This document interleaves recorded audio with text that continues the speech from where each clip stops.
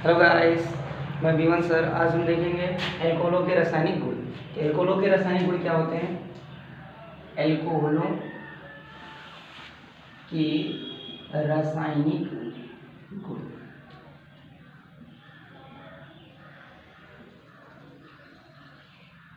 एल्कोहलों के रासायनिक गुण। तो रासायनिक गुण में क्या होता है? अब देखिए यहाँ पर जैसे हमने ले लिया ROH में ये भाग क्या होता है? माइनस का।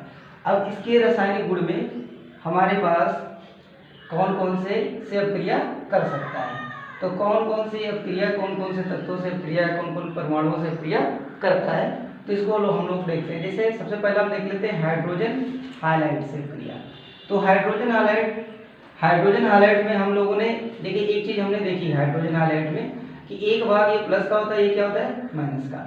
तो प्लस माइनस में अब यहाँ पर रिएक्शन में क्या हो जाएगा कि ये भी माइनस वाला भाग है, तो ये वाला इसकी जगह पे चला जाएगा, ये माइनस वाला भाग इसके साथ चला जाएगा। तो यहाँ पे क्या बन जाएगा? RX का बन जाएगा और यहाँ पे क्या बन जाएगा? H2O बन जाएगा। तो हाइड्रोजन हाइलाइट से जब एल्किल एल्कोहल के हाइड्रोजन हाइलाइट से क्रिया कराते हैं तो हमारे पास एल्किल हाइलाइट का निर्माण होता है। अब दूसरी अपक्रिया देते हैं, अगर थायोनिल क्लोराइड मिला दिया जाए, ठीक है, पिराडीन की उपस्थिति में, तो ये मैंने अपक्रिया पढ़ाई भी है, ठीक है, ये भी अपक्रिया हमने पढ़ाई हुई है आपको। अगर यहाँ पर देखिए फर्स्ट लेक्चर में ये भी अपक्रिया है और ये भी अपक्रिया है, हाइड्रोएल्किन बनाने की विधियों में ये दोनों अपक्रियाएं हमने बताई हैं आपको, डीपली में बताया। तो यहाँ पर क्या होता है? एल्किल एल्कोहल में थायोनिल क्लोराइड से अपक्रिया कराते हैं पिराडीन की उपस्थिति में, तो इस अपक्रिया का नाम होता है डार्जन अपक्रिया। क्या नाम होगा? डार्जन अपक्रिया। इसे पूछा जाए पेपर में कि डार्जन अपक्रिया क्या है, तो डार्जन अपक्रिया जब किसी एल्किल एल्कोहल में थायोनिल क्लोराइड की अपक्रिया कराते हैं पिराडीन की उपस्थिति में, तो एल्किल क्लोराइड का ही निर्माण होता है। और यहाँ पे SO है, यहाँ का O मिल जाएगा तो SO2 बन जाएगा, प्लस क्या बनेगा? HCl। और साइड जो प्रोडक्ट होते हैं या बाई प्रोडक्ट जो होते हैं वो गैसियस होते हैं, तो गैसियस प्रोडक्ट आसानी से क्योंकि हल्के होते हैं तो ऊपर निकल जाएंगे और ये हमारे पास द्रव्य अवस्था में एल्किल क्लोराइड प्राप्त हो जाता है। तो इसके बाद हमारे पास आता है कि NH3 से अपक्रिया आ जाएगा। NH3 से अपक्रिया, तो ये अपक्रिया में क्या होता है? देखिए NH3 में माइनस वाला भाग कौन होगा, प्लस वाला भाग कौन सा होगा? तो यहाँ पर देखिए, यहाँ पर भी मैं लिख दे रहा हूँ, ये भाग जो होता है इसमें माइनस का होता है और H इसमें क्या होता है? प्लस का। अब ये प्लस वाला भाग माइनस वाले भाग से मिलेगा, तो यहाँ पे RNH2 और प्लस H2O बनेगा। इस रिएक्शन में अगर एल्किल एल्कोहल दोबारा डाला जाए तो अमोनो अपघटन कहलाएगी, वो क्रिया क्या कहलाएगी? अमोनोलिसिस कहलाएगी। उस अपक्रिया के बाद हम स्पेशली भी बाद में करेंगे, यदि इसके आगे भी बढ़ सकती है रिएक्शन और भी आगे जा सकती है। ये NH3 के साथ अपक्रिया होगी। मतलब धातुओं के साथ रिएक्शन आ सकती है, किसी के साथ भी, जैसे यहाँ पे आ जाए NaOR' आया अगर, तो यहाँ पर क्या होता है कि Na और देखिए NaOR' से रिएक्शन है अगर, तो NaOR' से रिएक्शन में क्या होगा? हमारे पास ROR का निर्माण हो जाएगा, NaOH बाहर हो जाएगा। तो इस रिएक्शन में भी ऐसे हो जाएगा, ROR बन जाएगा और यहाँ पर क्या हो जाएगा? आपका बन जाएगा ROR' और प्लस यहाँ पे बन जाएगा NaOH। इस तरीके से रिएक्शन हो सकती है। अब बात कर लेते हैं NaOH की। ये आपके रिएक्शन थोड़ा सा ध्यान देना यहाँ पर, इस रिएक्शन को, तो आपके आसानी से रिएक्शन आगे आएगा। ऐसे मान लीजिए आपका ऐसे करके आ जाता है, सिर्फ Na से ही रिएक्शन आता है, तो Na प्लस का होता है। अब देखिए OH भाग से रिएक्शन करेगा, ये किसके परिवार का तत्व है?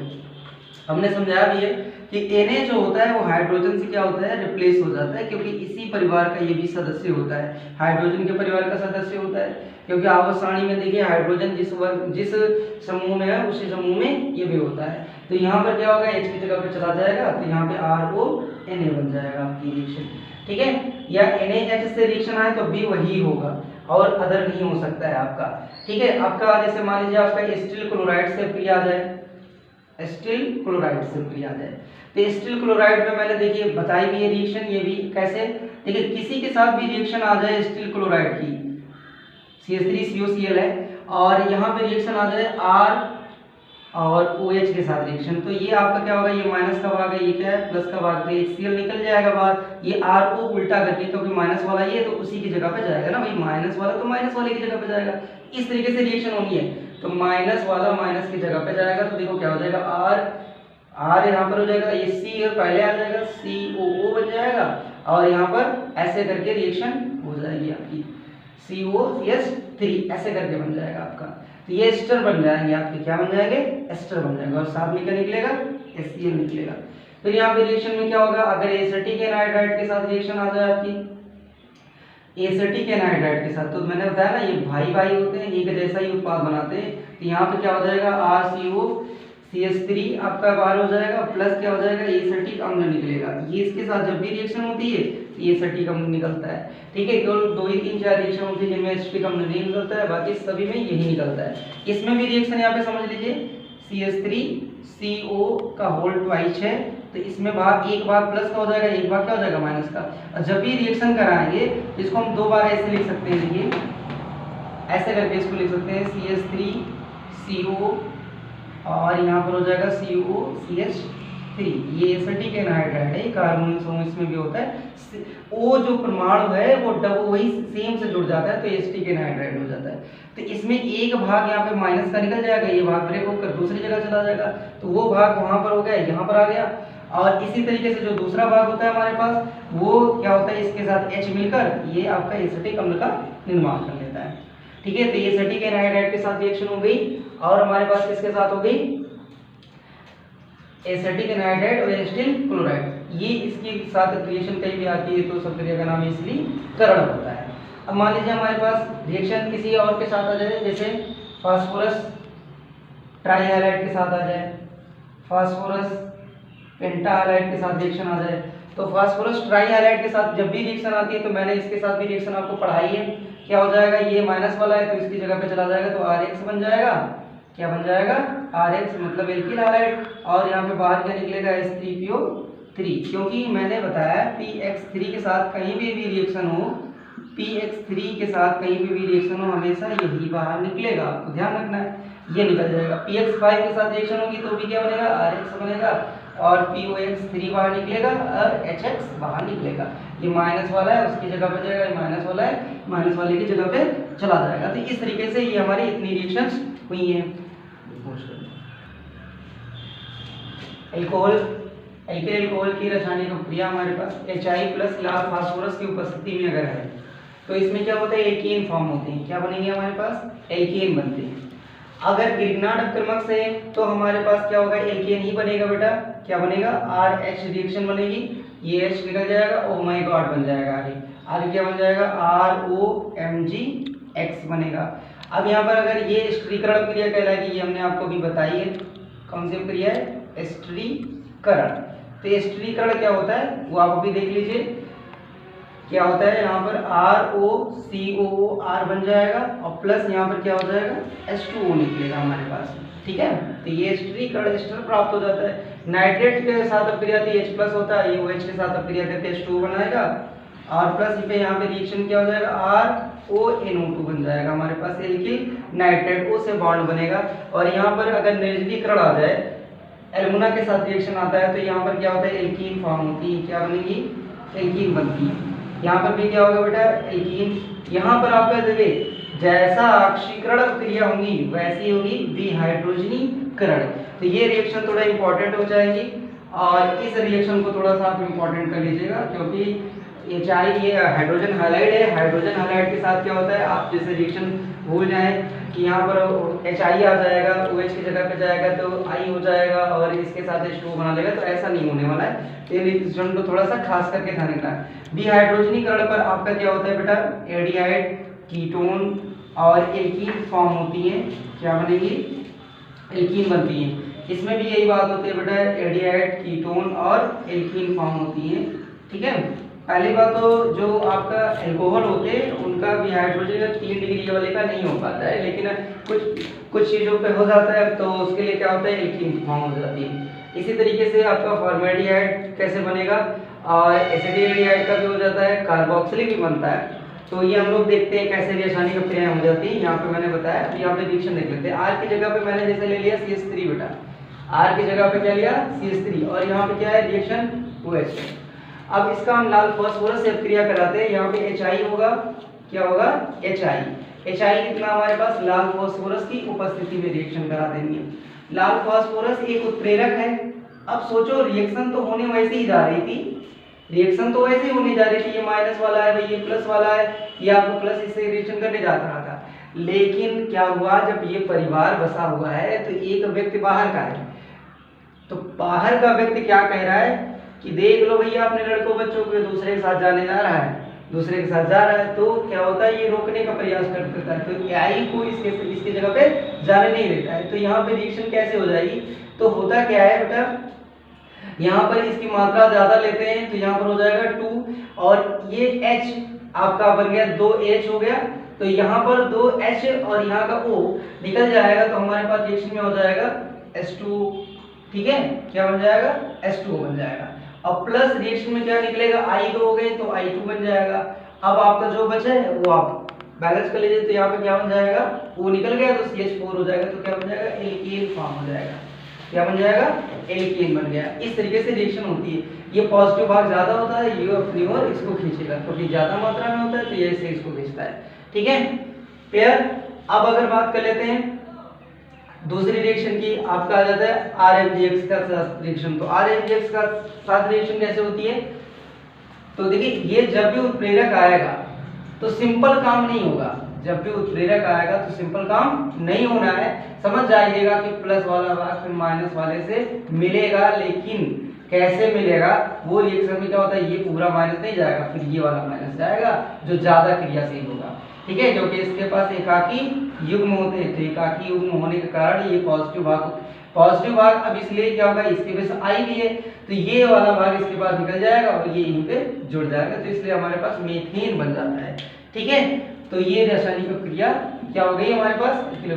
अब देखते हैं ROH की रिएक्शन RMGX के साथ। तो RMGX के साथ रिएक्शन कराएंगे तो सिंपल रिएक्शन होता है बेटा, R और H अलग हो जाएगा और यहाँ पे रिएक्शन में क्या हो जाएगा, ROMGX बन जाएगा प्लस RH, ये क्या है एल्कीन और हाइड्रोजन जुड़ गया तो ये हमारे पास एल्केन बन जाएगा, क्या बनेगा एल्केन बनेगा। अब R की जगह पे आप कुछ भी ले सकते हैं, CH3 C2H5 ऐसे करके आप लिख सकते हैं। स्टिरीकरण मैंने बता दिया आपको, यहाँ पर ROH प्लस नाइट्रिक अम्ल की रिएक्शन करानी है, नाइट्रिक अम्ल से रिएक्शन कराएंगे तो यहाँ पर क्या होता है, एक भाग प्लस का, ये इसमें क्या होता है NO3 माइनस का। अब रिएक्शन ऐसे करा दीजिए यहीं पर डायरेक्ट, लेकिन O से बॉन्ड जुड़ेगा, यहाँ पर क्या होगा बेटा O से बॉन्ड जुड़ जाएगा, तो ये हो जाएगा NO3 है और यहाँ पर क्या हो जाएगा H2O बन जाएगा, तो ये एल्किल नाइट्राइट बन जाएगा हमारे पास, ठीक है। और हमारे पास अगली रिएक्शन हमारे एल्युमिना के साथ है, तो एल्युमिना के साथ रिएक्शन कराएंगे तो अब मान लीजिए एल्युमिना के साथ रिएक्शन है हमारे पास CH3 या C2H5 ले लीजिए आप, तो यहाँ पर क्या हो जाएगा OH प्लस एल्युमिना के साथ रिएक्शन कराएंगे तो देखिए क्या होता है, अगर इसे 350 सेल्सियस पर गर्म कर दिया जाए एल्युमिना के साथ, तो मैंने बताया ना एल्कीन बनेगा, तो यहाँ से क्या होगा, ये 2 ले लेना है, तो 2 भाग लेंगे इसके, तो 2 भाग लेंगे तो यहाँ से हमेशा क्या निकलेगा, एल्युमिना के साथ कराते हैं तो क्या निकलता है H2, अब H2 निकलेगा एक H और यानी कि इसको 2 बार लेना है तो थोड़ा ऐसे करके लिख लीजिए OH प्लस यहाँ पर O और H ऐसे CH3 में लिख दिया, यहाँ पे H और यहाँ का OH ऐसे करके निकल जाएगा, तो क्या बन जाएगा हमारे पास H2। तो पहले तो आपका CH3 और यहाँ पर क्या हो जाएगा, यहाँ बन जाएगा CH3, पहले ईथर हुआ 250 सेल्सियस पहले ईथर करा देते हैं, ठीक है, ईथर बन जाएगा।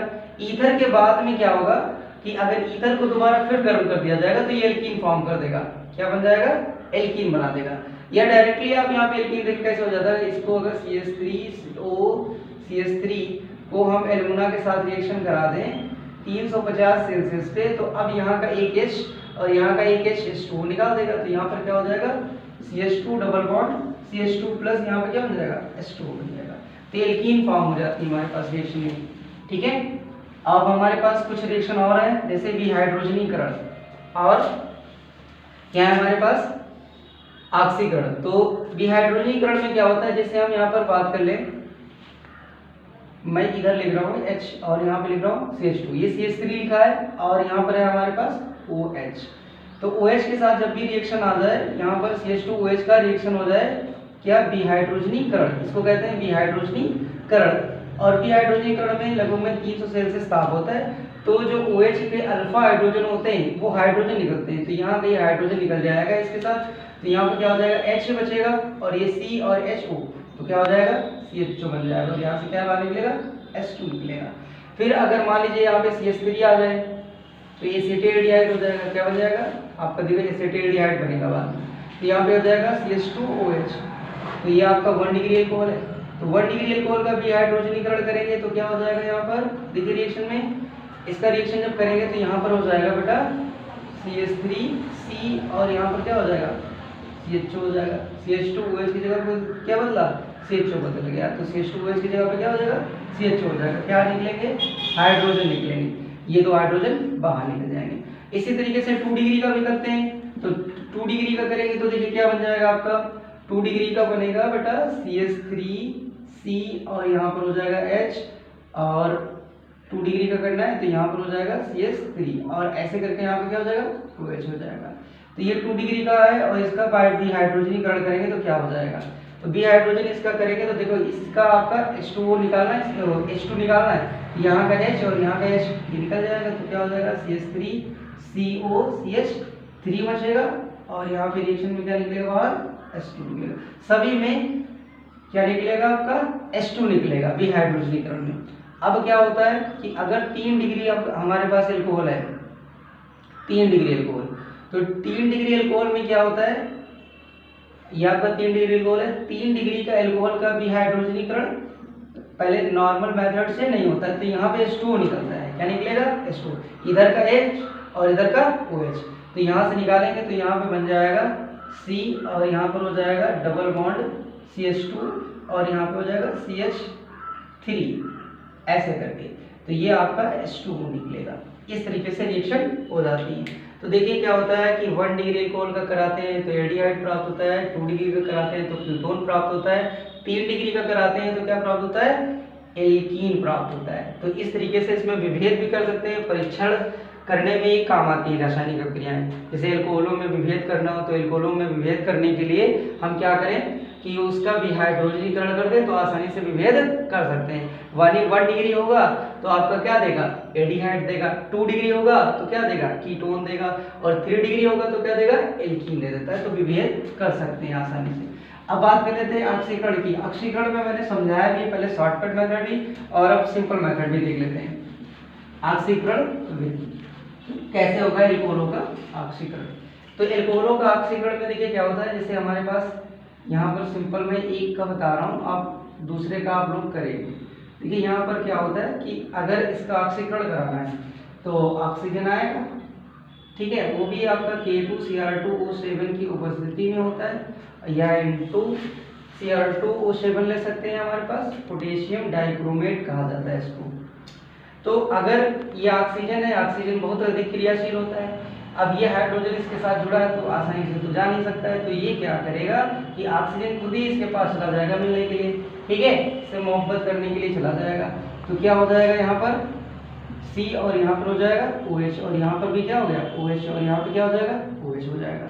अब देखिए मैंने बताया आपको 2 OH एक साथ नहीं रहते हैं, यहाँ से क्या फॉर्म करेंगे H2O फॉर्म करेंगे। तो यहाँ से H2O निकल जाएगा तो क्या हो जाएगा HC और यहाँ पे H, और यहाँ पे हमारे पास देखिए बचा क्या, यहाँ से बचा हमारे पास बेटा, यहाँ पे मैंने गलत कर दिया थोड़ा सा, आपका H2O बनाना है, सही है, HCHO हो जाएगा, यहाँ पर O बच जाएगा। तो यहाँ पे H और यहाँ पे देखिए ये बॉन्ड टूट गया और ये बॉन्ड बचा, तो यहाँ पे डबल बॉन्डेड ऐसे करके हो जाएगा। इसी को हम यहाँ पे लिख सकते हैं बेटा HCHO, ठीक है, यानी हमारे पास मिथिल एल्कोहल का ऑक्सीकरण करते हैं तो फॉर्मेल्डिहाइड बन जाएगा।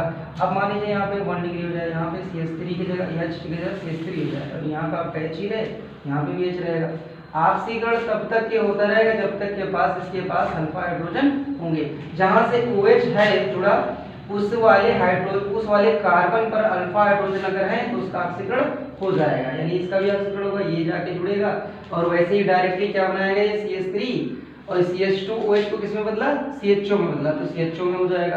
फिर अगला हमारे पास अगर मान लीजिए 2 डिग्री आ जाए, तो 2 डिग्री अगर आया तो क्या हो जाएगा, यहाँ पर CH3, यहाँ पे हो जाएगा H, यहाँ पर OH, फिर यहाँ पर क्या हो जाएगा आपका, ये बन जाएगा हमारे पास कीटोन बन जाएगा। क्या बन जाएगा, कीटोन बन जाएगा।